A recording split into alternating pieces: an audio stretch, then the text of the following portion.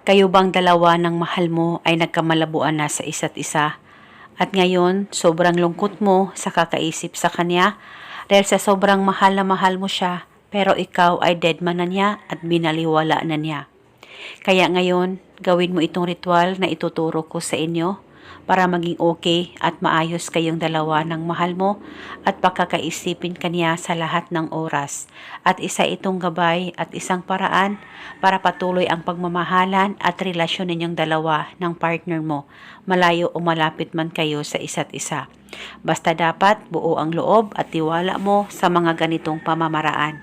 Pwede mo ito gawin sa kahit na anong araw o oras na gusto mo. Ang gagawin mo lamang, kumuha ka ng isang buo ng dahon ng laurel at kumuha ka rin ng panulat. At pagkatapos, isulat sa dahon ng laurel ang kanyang pangalan at apelido ng isang beses. Dapat alam mo ang tunay na pangalan ng target nang sa ganon mapadali po ang talab nito. At pagkatapos ay kumuha ka lamang ng ziplock o plastic, ilagay itong dahon ng laurel at maglagay ka rin ng kaunting asin. At pagkatapos ay pwede mo nang isarado ang plastic o ziplock.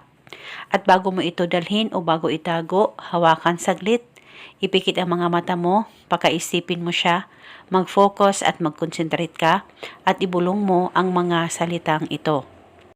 Pangalan at apelido, ako lamang ang pakakaisipin mo sa lahat ng oras.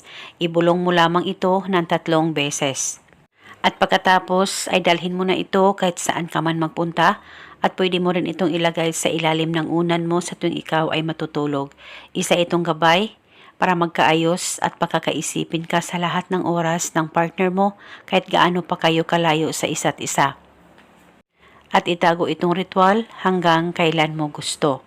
At kung sakaling gusto mo nang itapon, ay sunugin mo lamang ang dahon ng laurel at itapon ang asin. At kung gusto mo, pwede mong ulitin ang paggawa nito, depende po sa inyo. At eto muna sa ngayon, maraming salamat po sa panunood. May God bless us all.